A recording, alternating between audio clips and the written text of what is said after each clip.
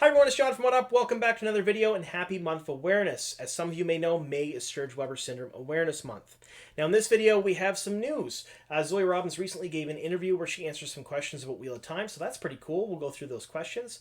And then in the community section, I am going to do something a little bit different. Being that this is May in Sturge-Weber Syndrome Awareness Month, I'm going to feature the foundation, Sturge-Weber Foundation, in my community section today, rather than another Wheel of Time content creator, just so I can talk a little bit about them and maybe put a little push on for a little bit more of awareness before the month ends. Also, stay tuned at the end of the video. I will talk a little bit more about my contest that's going on all month, where I'm giving away a What Up t-shirt and a What Upper bottle. That's a What Up water bottle, and I'll tell you how you can be entered in to win that. All right. So for this video, there's no spoilers whatsoever, and I decided not to put up the big spoiler red hand because one of the comments I had last time said that somebody almost clicked off the video because I threw it up. So I'm sorry about that, but there is no spoilers whatsoever in this video. I won't spoil anything for you at all. All right, let's get on to the video. So recently, within the last couple of weeks, Zoe Robbins gave an interview with Breakfast New Zealand, and she talked a little bit about the Wheel of Time production. She started off by saying that she was quite happy to be home because filming the Czech Republic was cold.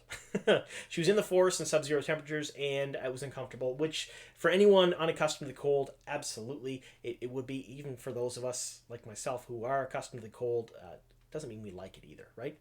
So the first question that she was asked was, they wanted her to talk a little bit about the production she's been working on. This is a fairly safe and generic question, so her answer is what you might expect. It's based on a fantasy book series that's 14 books long.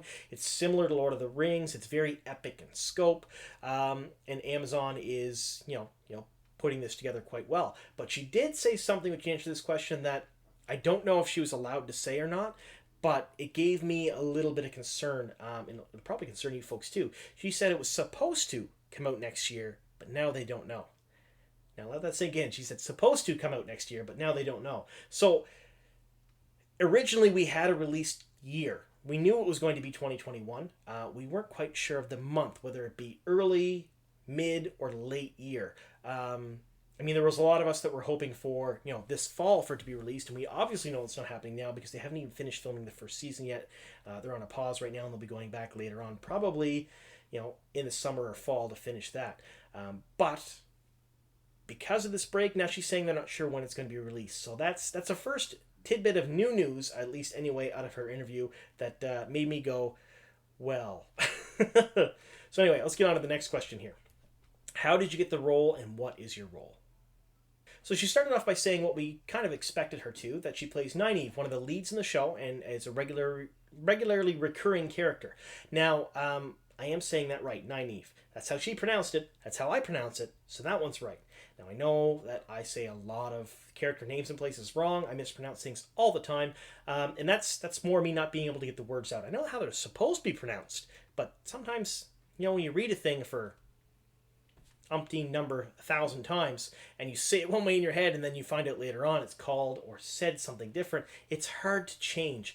So if I ever do mispronounce anything, I do apologize. Now, after that, she was asked what it's like to audition via Skype.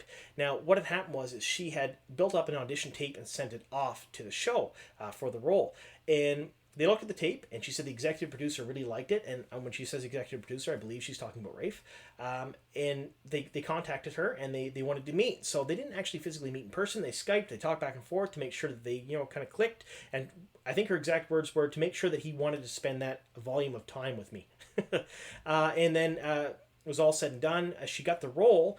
And she said it was a little bizarre because she got the role before she left her home country.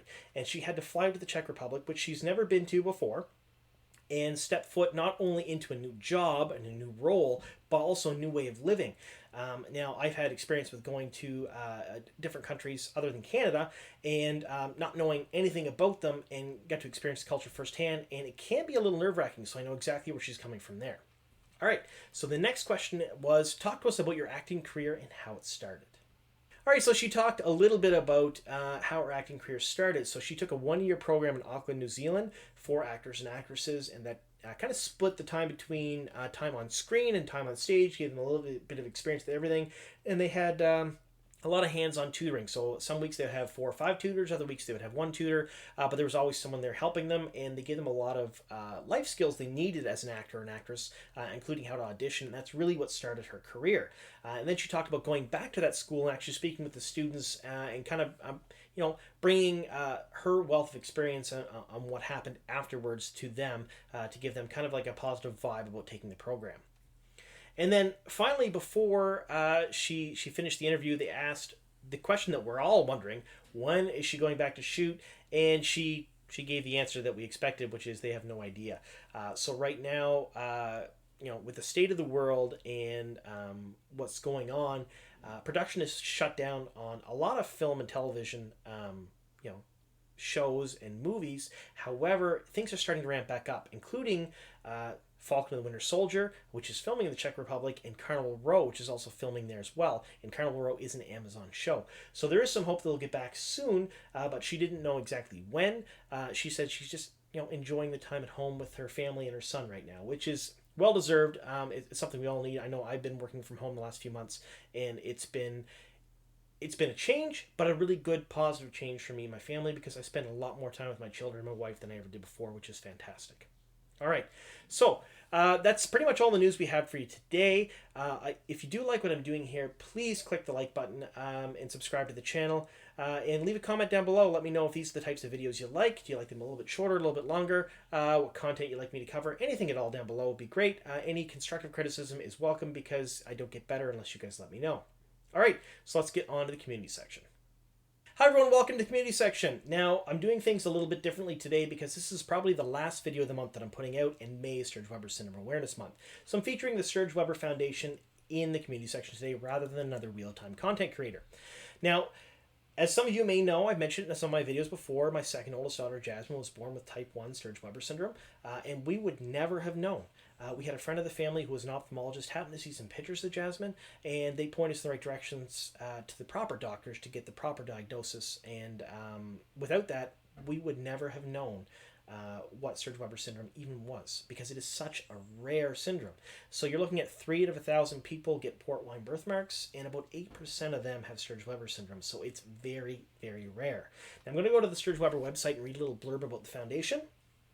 We exist to improve the quality of life and care for people with Sturge Weber syndrome and associated port wine birthmark conditions. We support them with collaborative education and advocacy in tandem with translational research as we promote effective management and awareness. Now, the Sturge Weber Foundation has been fantastic. They're really great. They do everything and anything they can for people with Sturge Weber and port wine birthmark conditions. They'll do anything they can for you if you happen to have one of those conditions as well. So rather than me going into a lengthy medical explanation of what Sturge Weber syndrome is, I've left a link to their foundation down below in the description box. You can click there, and there is a very easy to read explanation of what the syndrome is and what it means. Also, as a content creator, I don't have a store, so I don't sell merchandise, and I don't have a Patreon, so I don't ask for any financial support from my viewers whatsoever. However, if you're one of those people that do like to support content creators and you do have a little bit extra money, I know that's kind of hard in today's day and age with the state of the world we have right now, but what I would ask you to do, instead of supporting me financially, I'd ask you to make a donation to the Sturge Weber Foundation. I've left another link in the description box down below where you can click that and you can make a donation. Any amount whatsoever helps. And all I ask of you is that in the "Where have you heard from us from" box, type in "what up." That way, in a couple of days, when the month is over and this sort of awareness push is died down some, I'll send an email to the foundation and ask them how much my channel and my viewers have raised for Sturge Weber, and I'll let you guys know in a future video. Now, I'm not leaving this just on your shoulders. All profits the channel make for this month will also be donated to the foundation. It may not be a whole lot as I'm a small channel, but every little bit helps. All right, so the last thing before we go, the contest. Now, when I hit 2,500 subscribers, I decided to do another giveaway, a What Up t-shirt and a What Upper bottle. So it's a What Up water bottle. Now, I mentioned I don't have a merchandise store, so this is pretty much the only way to get this is by me giving it to you. So there's only very few people that have it. So I have one. Sarah Nakamura, the book consultant for the show, has one. Matt Hatch from The Dusty Wheel has one. We have our first contest winner has one from 1,000 subscribers, and then I did a giveaway on the Dusty Wheel a few weeks ago for Jordan Conline, and that contest winner has one as well. So very few people have these t-shirts, so it's kind of like an elite club, so to speak. So if you want one of these t-shirts and a water bottle, all you have to do to enter in the contest is be subscribed to the channel and leave a comment on one of my videos from the month of May.